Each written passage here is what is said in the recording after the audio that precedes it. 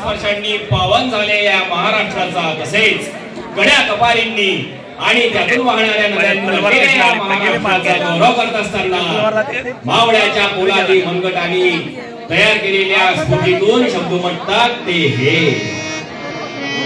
सर्व मान्यवरांना विनंती आहे की हे महाराष्ट्राच्या आपल्या राज्याचं वर्णन करणारं गीत आहे, जय जयकार करणारं गीत आहे. आपण सर्वांनी 2 मिनिटं या ठिकाणी जागेवर उभं राहा.